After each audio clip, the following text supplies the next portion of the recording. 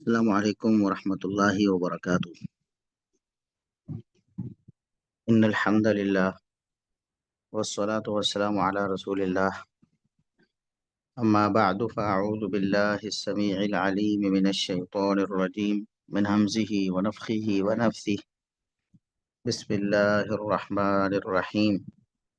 یقلب اللہ اللیل والنہار ان فی ذلک لعبرۃ لأولی الابصار۔ معزز سامعین و سامعات، آج کی ہماری یہ مجلس ایک حدیث قدسی کی شرح پر ہے۔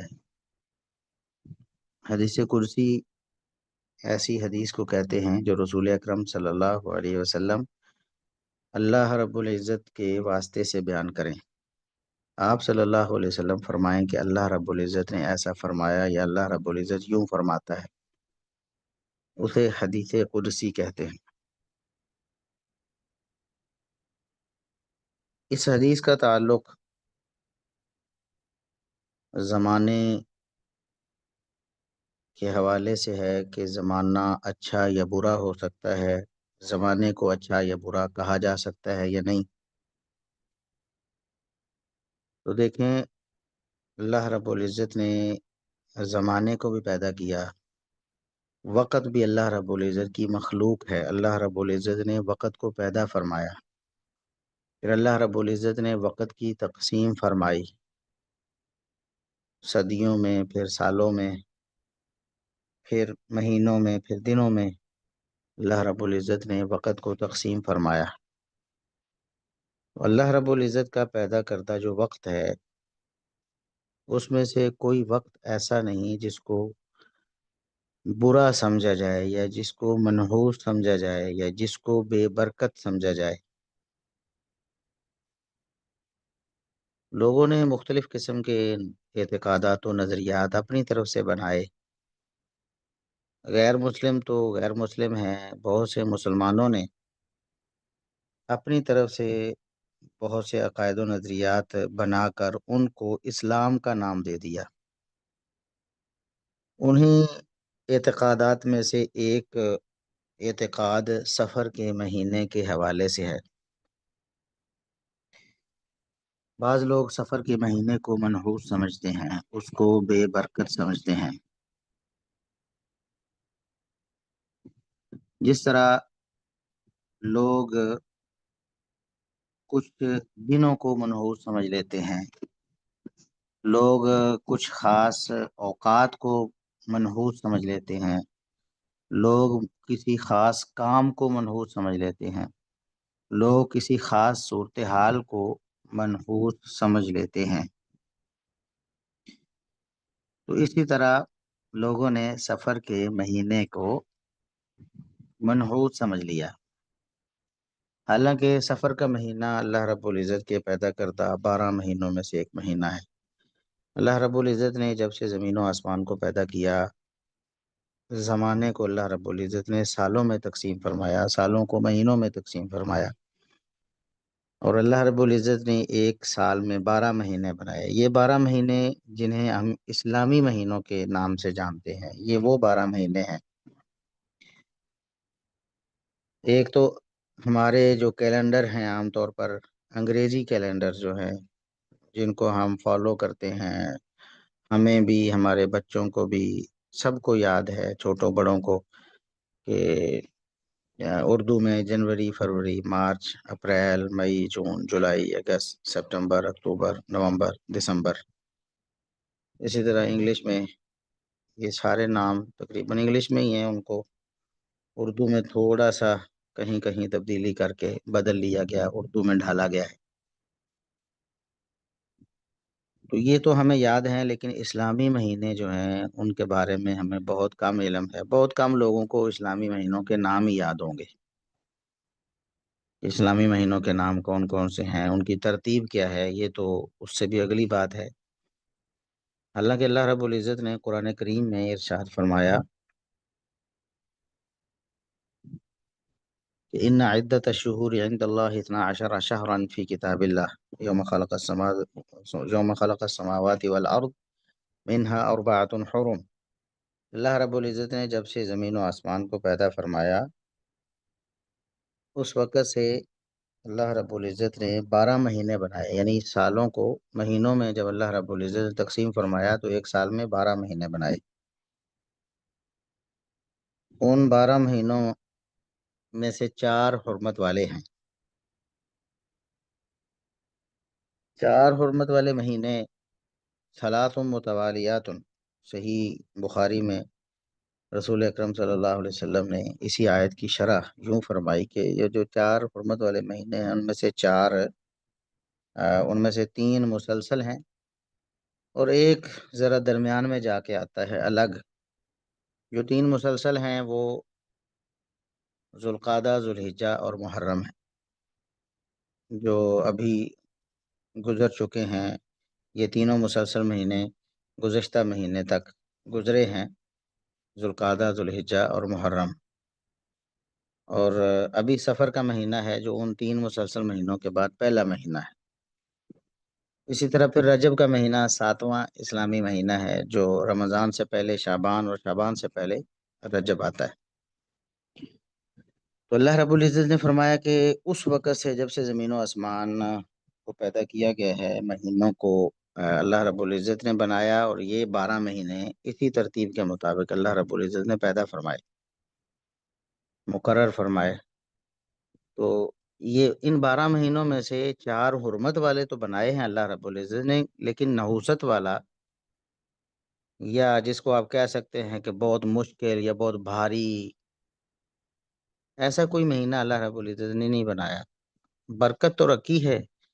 بعض مہینوں میں دوسرے مہینوں سے زیادہ، بعض اوقات میں باقی اوقات سے زیادہ رحمت رکھی ہے اللہ رب العزت نے، بعض اوقات میں زیادہ۔ لیکن کوئی وقت یا کوئی دن یا کوئی مہینہ اللہ رب العزت نے ایسا پیدا نہیں فرمایا کہ جو منحوس ہو، جس کے اندر نحوست کا کوئی تصور ہو، یا جس کو بے برکت کہا جا سکے، یا جس کو بھاری کہا جا سکے۔ یہ اللہ رب العزت کی تقسیم ہے، اور اللہ رب العزت نے اپنی تقسیم میں کسی مہینے یا کسی دن یا کسی وقت کو بے برکت یا منحوس نہیں بنایا۔ بعض لوگوں نے سفر کے مہینے کے حوالے سے یہ تصور رکھ لیا۔ سب سے پہلے تو سفر کا معنی کیا ہے؟ دیکھیں، مہینوں کے نام تو چونکہ بہت شروع سے چلے آ رہے ہیں، اللہ رب العزت نے مہینے مقرر فرمائے، ان کے نام بھی اللہ رب العزت نے مقرر فرما دیے۔ محمد الرسول اللہ صلی اللہ علیہ وسلم نے ان کے نام امت کو دوبارہ سے بیان فرما دیے۔ پہلے بھی لوگ نام لیتے تھے، انبیاء کی تعلیمات میں نام موجود تھے۔ تو اللہ رب العزت نے قرآن کریم میں یا محمد الرسول اللہ صلی اللہ علیہ وسلم نے اپنے فرامین میں سفر کا کوئی معنی خاص طور پر بیان نہیں فرمایا۔ البتہ لغوی طور پر، لغت عرب میں سفر کا، یعنی اس کا مادہ کیا ہے، سواد، فا، را، اور اس کے کیا کیا معنی آ سکتے ہیں، اس حوالے سے ایک جو زیادہ مشہور قول یہی ہے کہ سفر کا معنی خالی ہونا ہے۔ اردو میں ہمارے ہاں صفر جس کو ہم کہتے ہیں زیرو، یہ لفظ وہ اسی معنی میں عربی سے ہی آیا ہے۔ سواد، فا، را مادہ ہے تو اس کا معنی خالی ہونا، اس میں چونکہ کوئی تعداد نہیں ہوتی، صفر، زیرو، تو یوں سمجھ لیں کہ ماہ سفر اسی سے ہی، یعنی سواد، فا، را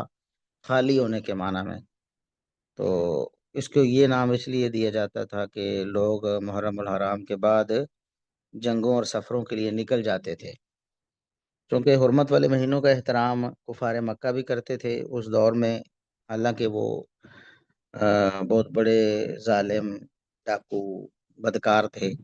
لیکن حرمت والے مہینوں کا وہ احترام کرتے، اس طرح کے حرمت والے مہینوں میں اپنی جنگیں اور قتل و غارت اور فتنہ فساد روک دیا کرتے تھے، یہ کہہ کر کے ہم حرمت والے مہینوں کا احترام کرتے ہیں۔ اب حرمت والے مہینے جب گزر جاتے تو وہ دوبارہ اپنے کاموں پہ روانہ ہو جاتے، تو اس لیے سفر کو سفر کہا جاتا کہ ان کے گھر خالی ہو جاتے تھے، علاقے جو آبادیاں ہیں وہ مردوں سے عموماً جو ہم خالی ہو جاتی تھی، وہ اپنے اپنے کاموں پہ، اپنے اپنی قتل و غارت پہ، جنگوں میں نکل جایا کرتے تھے۔ تو اس لیے یہ ایک بڑی توجیہ جو بیان کی گئی ہے، کچھ اور اقوال بھی اس حوالے سے موجود ہیں۔ تو باقی سفر کی جو نحوست ہے اس حوالے سے، ایک تو اللہ رب العزت کا جو فرمان میں نے ابھی آپ کے سامنے تلاوت کیا تھا، اللہ رب العزت نے فرمایا قرآن کریم میں، یقلب اللہ اللیل والنہار، کہ دن اور رات کو پھیرنے والا اللہ رب العزت ہے۔ یعنی اللہ رب العزت کے حکم سے، اللہ رب العزت کے اذن سے، اللہ رب العزت کے ارادے سے ہی دن رات بدلتے ہیں۔ زمانے کی گردش اللہ رب العزت کے اختیار میں ہے، اور اللہ رب العزت ہی زمانے کو چلاتا ہے۔ زمانے کا متصرف صرف اللہ رب العزت ہے، کوئی اور طاقت ایسی نہیں جو زمانے کو اپنی مرضی سے پھیر سکے، زمانے کو آگے پیچھے کر سکے، اس میں برکت یا اس میں رحمت یا اس میں نحوست رکھ سکے۔ یہ اللہ رب العزت ہی ہے جو اللہ رب العزت زمانے کو چلاتا ہے۔ دن رات کو اللہ رب العزت بدلتا ہے، دن آتا ہے پھر رات آتی ہے، پھر دن آتا ہے پھر رات آتی ہے، یعنی رات کو دن میں اور دن کو رات میں اللہ رب العزت بدل دیتا ہے۔ یہ اللہ رب العزت کا کام ہے، یہ کسی اور کا کام نہیں۔ اگر کوئی شخص کہتا ہے کہ زمانہ برا ہے، گویا کہ وہ اللہ رب العزت کی تخلیق کو برا کہہ رہا ہے، یا اللہ رب العزت کے امر کو، اللہ رب العزت کے حکم کو برا کہہ رہا ہے، کہ اس کے حکم کی تعمیل میں زمانے میں جو تبدیلیاں آتی ہیں وہ بری ہیں۔ تو زمانے کو کیسے برا کہہ سکتا ہے؟ زمانہ تو اللہ رب العزت کے حکم کا پابند ہے، تو اس کو برا کہنا گویا کہ اس کے خالق کو برا کہنا ہے، اس کے متصرف کو برا کہنا ہے۔ بالکل یہی الفاظ اس حدیث قدسی میں ہیں جو ابھی ہم جس کی شرح ہم پڑھ رہے ہیں۔ تو رسول اکرم صلی اللہ علیہ وسلم نے ارشاد فرمایا، قال اللہ عز وجل، اللہ رب العزت نے فرمایا، حدیث قدسی ہے اس لیے رسول اللہ صلی اللہ علیہ وسلم اللہ رب العزت کے واسطے سے بیان فرماتے ہیں۔ اللہ رب العزت نے فرمایا، یؤذین ابن آدم، ابن آدم مجھے تکلیف دیتا ہے۔ یہ لغوی معنی یہی ہے، ابن آدم مجھے تکلیف دیتا ہے۔ البتہ ابن آدم اللہ رب العزت کو تکلیف نہیں دے سکتا۔ جو ہمارے ہاں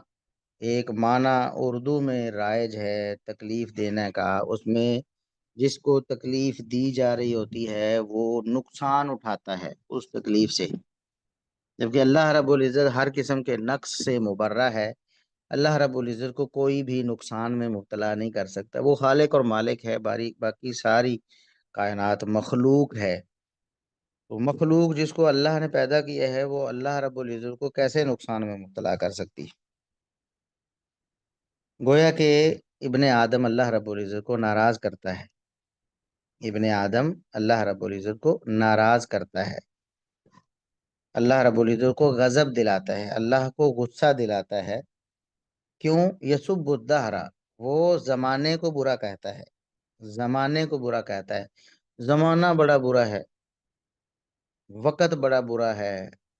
ٹھیک ہے، یہ دن بہت برے ہیں، بڑے منحوس ہیں، یہ اس طرح کے الفاظ استعمال کرتا ہے۔ وَأَنَا الدَّهْرُ، میں زمانہ ہوں۔ اللہ رب العزت فرماتا ہے میں زمانہ ہوں، یعنی میں زمانے کا خالق ہوں، میں زمانے کا متصرف ہوں، زمانے کو چلانے والا میں ہوں۔ تو جب آپ کسی ایسی چیز کو برا بھلا کہہ رہے ہوں جس کا اپنا کوئی اختیار نہیں، تو گویا کہ جو اس پر اختیار رکھنے والا ہے آپ اسے ہی برا کہہ رہے ہوں گے۔ مثال کے طور پر کسی مخلوق نے، انسان ہے، اس نے گھڑی بنائی ہے، گھڑی تو آپ کہتے ہیں بہت بری گھڑی ہے، بہت گھٹیا کوالٹی کی ہے۔ جب آپ یہ کہہ رہے ہوتے ہیں، اب گھڑی تو خود بخود تو نہیں بن گئی، اس کو کوئی بنانے والا ہے، کوئی کمپنی ہے، کوئی فرد ہے۔ تو جب آپ کہہ رہے ہوتے ہیں کہ یہ بہت بری ہے، ناقص ہے، تو گویا کہ اس کے بنانے والے کو آپ کہہ رہے ہوتے ہیں،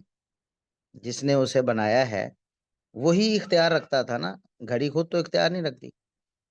بالکل ایسے ہی اس حدیث کا یہی مطلب ہے، ہمارے اسلاف امت نے، محدثین کرام نے، علماء اعظام نے یہی بیان کیا ہے۔ وَأَنَا الدَّهْرُ سے مراد وَأَنَا خَالِقُ الدَّهْرِ وَأَنَا مُتَصَرِّفُ الدَّهْرِ،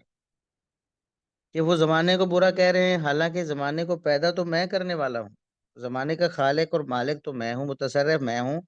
تو گویا وہ میری ہی تخلیق میں کیڑے نکالنے کے در پہ ہوئے ہیں، اور میں نے کسی دن کو یا کسی مہینے کو یا کسی سال کو میں نے منحوس یا بے برکت نہیں بنایا، برا نہیں بنایا۔ اگلے الفاظ جو ہیں وہ اسی کی شرح کرتے ہیں۔ بہت سے علماء نے اس طرف توجہ دلائی ہے جب اس حدیث کی شرح کی ہے کہ وَأَنَا الدَّهْرَ سے مراد ہم وَأَنَا خَالِقُ الدَّهْرِ یا وَأَنَا مُتَصَرِّفُ الدَّهْرِ کیوں لیتے ہیں؟ اس لیے کہ اگلے الفاظ یہی تقاضا کرتے ہیں، بِيَدِ الْأَمْرُ۔ اللہ رب العزت فرماتا ہے انا الدہر، کیوں؟ بید الامر، میرے ہاتھ میں حکم ہے، اقلب اللیل والنہار، رات اور دن کو میں پھیرتا ہوں، یعنی زمانے کو چلاتا میں ہوں، زمانے کا خالق اور مالک میں ہوں، زمانے کا متصرف میں ہوں۔ تو زمانے کو برا کہنا حقیقت میں پھر اس کے خالق کو برا کہنا ہے۔ اور اللہ رب العزت نے جب کوئی دن، کوئی رات، کوئی مہینہ، کوئی سال برا بنایا ہی نہیں، تو پھر اس کو برا کہنے کا کیا مطلب ہے؟ یہ حقیقت میں اللہ رب العزت کو ناراض کرنے والی بات ہے۔ تو سفر کے مہینے کو لوگ کہتے ہیں کہ اس میں نحوست ہے۔ آج ہمارے اس جدید دور میں تو شاید آپ کو نحوست کا لفظ کم سننے کو ملے، یعنی وہ کہیں کہ یہ مہینہ منحوس ہے، ایسا نہیں کہیں گے۔ آج کل یہ کہیں گے جی فلاں دن یا فلاں مہینہ یا فلاں وقت جو بہت بھاری ہے، ٹھیک ہے، بھاری وقت ہے، بھاری دن ہے۔ ناموں کے بارے میں کہیں گے یہ نام بڑا بھاری ہے، نعوذ باللہ ثم نعوذ باللہ۔ تو یہ اصل میں حقیقت میں اسی طرف اشارہ ہوتا ہے، بس لفظ بدل لیے گئے۔ جس طرح ہمارے ہاں لوگ ستاروں کی گردشیں ان کو دیکھتے ہیں، لوگوں کی قسمت کو اس کے ساتھ ریلیٹ کرتے ہیں، جی آپ کی قسمت کا ستارہ فلاں ہے اور آپ کا ستارہ گردش میں ہے۔ گویا آپ کو بہت برے جو ہے نا وہ دن آپ کو درپیش ہیں، آپ برے حالات میں ہیں، آپ کے یہ مہینے یا آپ کے اتنے سال بہت مشکل ہیں، یہ لفظ بولا جاتا ہے، بہت مصیبت والے ہیں۔ یعنی دوسرے لفظوں میں وہ بالکل یہی بات کہہ رہے ہوتے ہیں کہ زمانہ جو ہے وہ، آپ کا زمانہ، آپ کا وقت جو ہے وہ برا ہے، برا وقت۔ ہمارے ہاں عام استعمال ہوتا ہے، اس پر بہت برا وقت آ گیا ہے، ٹھیک ہے، برا دور آ گیا ہے جی، بہت برا زمانہ ہے۔ یہ ساری باتیں حقیقت میں ان کو منع فرمایا گیا، ان سے ان کی نفی کی گئی۔ اللہ رب العزت نے جب یہ فرمایا کہ یسب الدہر، ابن آدم جو مجھے ناراض کرتا ہے زمانے کو برا بھلا کہہ کر، زمانے کو برا کہہ کر، تو لوگ سفر کے مہینے کو بھی برا کہتے ہیں یا منحوس کہتے ہیں، اس میں اس کو بھاری کہتے ہیں، مشکل کہتے ہیں، اور اس میں کہتے ہیں جی کوئی اہم کام سر انجام نہیں دینا چاہیے، کوئی کاروبار شروع نہیں کرنا چاہیے، شادی نہیں کرنی چاہیے، نکاح نہیں کرنا چاہیے۔ حتیٰ کہ لوگ رخصتی روک دیتے ہیں کہ سفر کا مہینہ گزرے گا تو رخصتی کریں گے، جی نکاح ہو چکا ہے اب رخصتی نہیں کریں گے۔ حتیٰ کہ بعض لوگ جو ہیں وہ مثال کے طور پر کسی لڑکی کی شادی ہوئی ہے تو اس کو روک لیتے ہیں کہ سفر کے مہینے میں میکے پہ رہ جاؤ، سفر کے مہینے میں آپ کا سسرال پہ جانا، وہاں رہنا، وہ نعوذ باللہ خیر و برکت سے خالی ہوگا، اور اس میں نحوست ہو سکتی ہے اور برا ہو سکتا ہے آپ کے لیے۔ جس طرح لوگوں نے بعض ہمارے ہاں یہ گمان کر، یہ ساری ساری کی ساری یہ نحوست کا جو تصور ہے، جس کو اسلام نے سختی سے منع فرما دیا تھا۔ رسول اکرم صلی اللہ علیہ وسلم نے ارشاد فرمایا لا عدوى ولا طیرہ، کوئی بیماری از خود متعدی نہیں ہوتی، اور کوئی نحوست کا کوئی تصور نہیں ہے اسلام میں، نحوست کا کوئی تصور اسلام میں نہیں۔ تو وہی چیزیں جو ہیں نا وہ ہمارے معاشرے میں بار بار مختلف ناموں سے، مختلف طریقوں سے پھیلائی جاتی ہیں۔ اب ہمارے ہاں بہت سی چیزیں ایسی ہیں جن کو اسی نظریے اور اسی تصور سے لوگوں کے ہاں ہم سنتے دیکھتے ہیں، لیکن یہ لفظ نحوست والا شاید وہ استعمال نہیں کرتے، وہ اس کو کچھ اور نام دے دیتے ہیں۔ منگل کے دن کے بارے میں ہمارے ہاں ایک خاص فکر پائی جاتی ہے حالانکہ 7 دن اللہ رب العزت پیدا کرتے ہیں، یہی منگل کا دن ہر مہینے میں آتا ہے، رمضان میں بھی آتا ہے، محرم میں بھی آتا ہے، ربیع الاول میں بھی آتا ہے، ذوالقعدہ ذوالحجہ میں بھی آتا ہے، رجب میں بھی آتا ہے، جو مہینے بالاتفاق حرمت والے اور بہت اللہ کے ہاں قدر والے ہیں ان کے اندر بھی آتا ہے۔ اسی طرح ذوالحجہ کے پہلے 10 دن اللہ کے ہاں سارے ایام میں سے محبوب ترین ایام ہے، یعنی ان میں کیا جانے والا چھوٹے سے چھوٹا عمل عام دنوں میں کیے جانے والے بڑے سے بڑے عمل سے زیادہ افضل اللہ کے ہاں محبوب ہے اللہ کے ہاں۔ ان دنوں میں بھی یقیناً منگل آتا ہے، کوئی بھی 10 دن منگل کے بغیر تو نہیں گزر سکتے نا۔ ہفتہ 7 دنوں کا ہوتا ہے تو ظاہر 10 دنوں میں منگل کم از کم ایک دفعہ تو آئے گا، لیکن منگل کے دن کو ہمارے ہاں منحوس سمجھا جاتا ہے، اور اس کے لیے لفظ کیا بولتے ہیں، یہ بہت بھاری ہے۔ ہم چھوٹے سے تھے تو اس وقت ہم دیکھتے تھے مانگنے والے آتے تھے گھر کے باہر، تو وہ ایک صدا دیتے تھے، منگلوار منگلوار، یعنی منگل کا دن ہے منگلوار، اور وہ پنجابی میں کہتے تھے سروں ٹلے بھار، یعنی آپ ہمیں کوئی روپیہ پیسہ دیں، منگل کا دن بہت مشکل ہے، بہت بھاری ہوتا ہے، تو آپ کے لیے آسان ہو جائے گا اگر آپ ہمیں کوئی مال دولت دیں گے تو۔ یعنی یہ تصور کہ منگل کا دن خاص طور پر اس کو کہنا کہ یہ بہت بھاری ہوتا ہے، یہ وہی نحوست والا تصور ہے جس کی اسلام نے سختی سے نفی کی۔ دو ٹوک لفظوں میں رسول اللہ صلی اللہ علیہ وسلم نے اس سے منع فرمایا ہے کہ یہ کام آپ نے، یہ تصور، یہ عقیدہ نہیں رکھنا آپ نے۔ لوگ رکھتے ہیں۔ اب ہمارے ہاں تو ہم نے تو یہ بھی سنا ہے کہ دکاندار صبح صبح اگر اس سے کوئی ادھار لینے آ جائے، اس کو بھی وہ نحوست سے تعبیر کرتا ہے۔ وہ کہتا ہے کہ صبح صبح ادھار لینے والے کا میری دکان پہ آنا یہ نحوست ہے۔ اگر میں نے اس کو صبح صبح ادھار دے دیا تو میرے سارے کاروبار میں سارا دن نحوست آئے گی، لوگ ادھار لینے والے ہی آئیں گے، نقد لینے والے کم اور ادھار والے زیادہ آ جائیں گے۔ اب دیکھیں، اگر ادھار جو ہے نحوست ہے تو آپ نے اس نحوست کو اپنے کاروبار میں جگہ کیوں دی ہے؟ ختم کر دیں، بالکل کیش پہ آپ کام کریں، ادھار منع کر دیں، بھی ادھار ہمارے پاس ہے ہی نہیں۔ اگر آپ اس کو نحوست سمجھتے ہیں تو حالانکہ اس میں تو نحوست والا کوئی نہیں۔ اگر ایک مسلمان ہے اور اسلامی جذبے سے اور نیکی کے جذبے سے کسی بندے کو وہ ادھار دیتا ہے جس کے بارے میں اس کو پتا ہے کہ یہ بیچارہ مستحق ہے، ابھی اس کے پاس پیسے نہیں، بعد میں میرے پیسے ادا کر دے گا، چلو اس کے ساتھ تعاون ہو جائے گا، تو یہ بہت بڑی نیکی ہے۔ ادھار دینا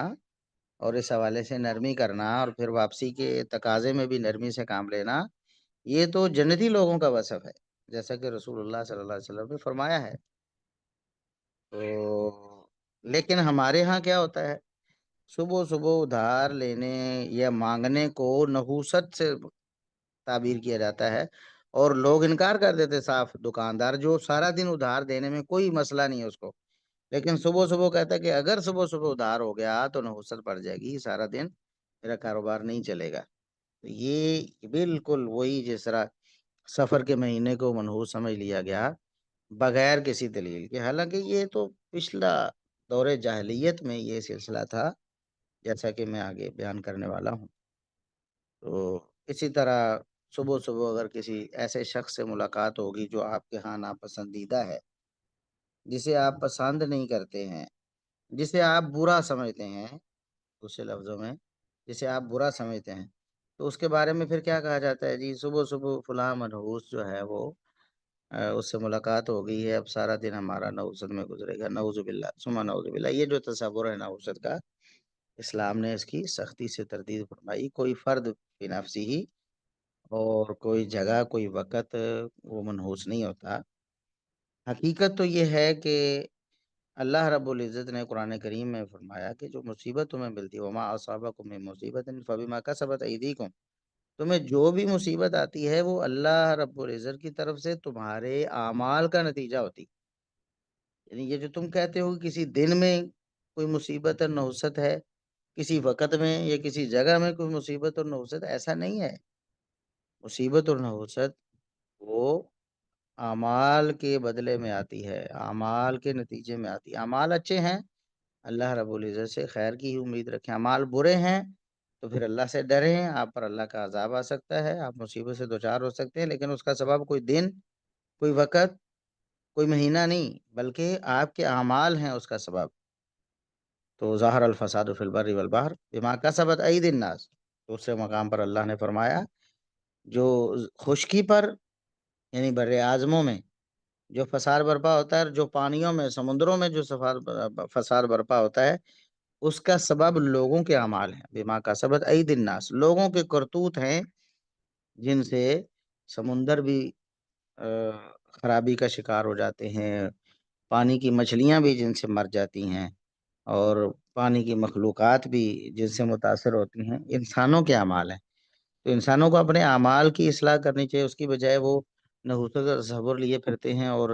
اللہ رب العزت کے پیدا کیے دنوں یا اوقات یا پھر مہینوں کو منحوس سمجھتے پھرتے ہیں۔ تو سفر کے مہینے کے حوالے سے ایسا کوئی تصور جائز نہیں، اور ایک تو عمومی تعلیمات ہیں اسلام کی، اور ایک خاص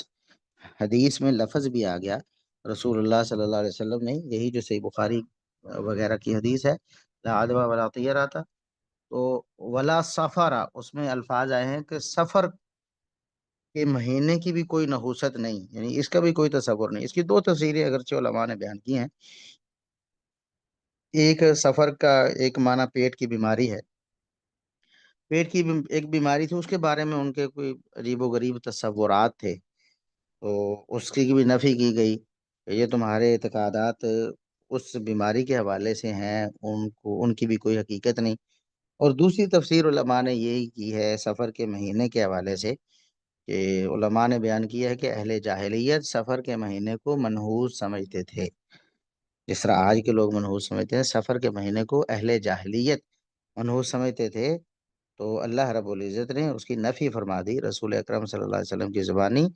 آپ نے زبان نبوت سے ارشاد فرمایا کہ سفر کی نحوست کے حوالے سے جو تصورات ہیں ان کی کوئی حقیقت نہیں۔ تو لہٰذا سفر کے مہینے میں جو لوگوں نے خرافات اور بدعات سر انجام دی ہیں، اس نحوست کے تصور کے نتیجے میں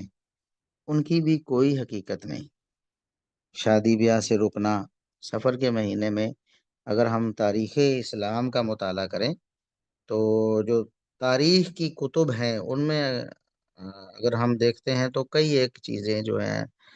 کئی ایک شادیاں سفر کے مہینے سے متعلق ہمارے سامنے آ جاتی ہیں، جن میں سے آپ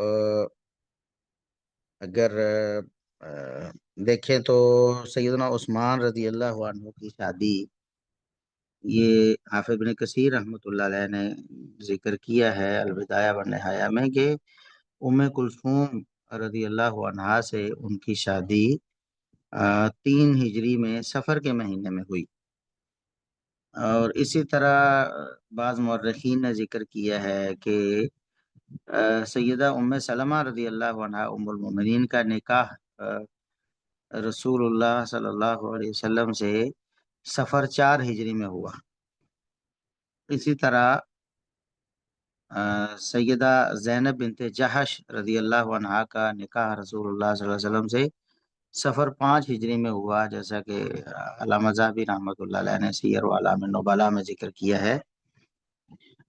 سیدنا عمر رضی اللہ عنہ کی جو شادی یا نکاح سیدنا علی رضی اللہ عنہ اور سیدہ فاطمہ رضی اللہ عنہ کی بیٹی ام کلثوم رضی اللہ عنہ نبی کریم صلی اللہ علیہ وسلم کی نواسی سے ہوا، اس میں بھی مورخین کا ایک قول، اگرچہ اس میں اختلاف ہے اس کی تاریخ میں، لیکن ایک قول اس میں حافظ ابن عبد البر رحمہ اللہ نے الاستیعاب میں ذکر کیا ہے کہ وہ سفر کے مہینے میں تھا۔ بہرحال اس میں تو کوئی شبہ نہیں کہ سفر کے مہینے میں کہیں بھی رسول اللہ صلی اللہ علیہ وسلم یا صحابہ یا تابعین یا ائمہ دین نے شادی یا نکاح یا اس قسم کے کسی بھی معاملے سے مطلب ہے کہ اس سے رکے نہیں ہیں یا اس کو ڈیلے نہیں کیا سفر کے مہینے سے، کہ سفر کا مہینہ گزرے گا تو ہم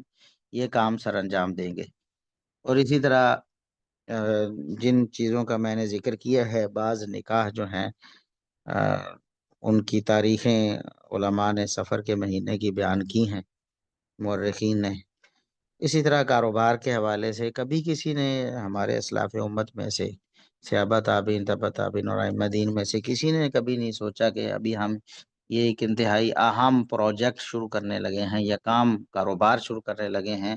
یا یہ معاملہ ہم سر انجام دینے لگے ہیں، یا یہ کتاب لکھنے لگے ہیں، یا یہ تفسیر لکھنے لگے ہیں، یا کوئی حدیث کی شرح لکھنے لگے ہیں، یا اس طرح کوئی اور کسی فن پر کوئی کتاب لکھنے، اسلام کی خدمت میں کوئی سر انجام دینے لگے ہیں، تو اس کے لیے ہم دیکھیں گے سفر کا مہینہ تو نہیں ہے کہیں، یا اس سے رک جائے، تو ایسی کوئی بات سرے سے ثابت نہیں ہے۔ اسی طرح کچھ خاص اعمال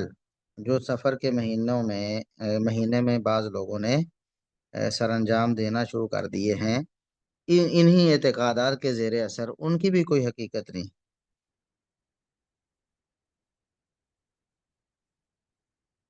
تو اللہ رب العزت نے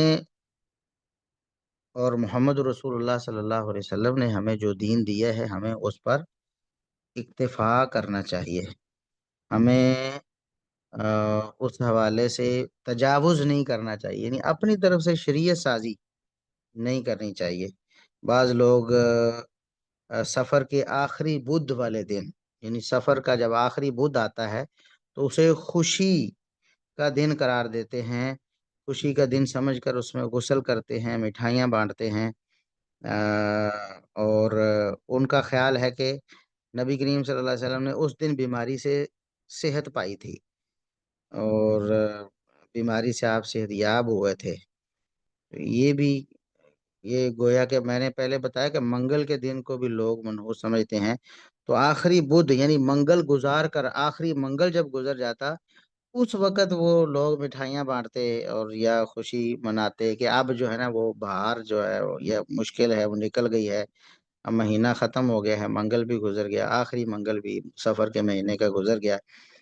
تو اس کی بھی کوئی حقیقت نہیں، اس کی جو بنیاد ہے وہ ایک جھوٹی روایت پہ بعض لوگوں نے بنائی۔ یہ ضروری نہیں کہ تمام سب علاقوں میں ایسا اب بھی ہوتا ہو،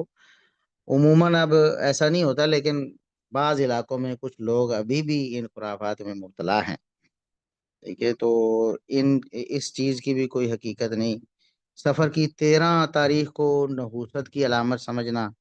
بعض لوگ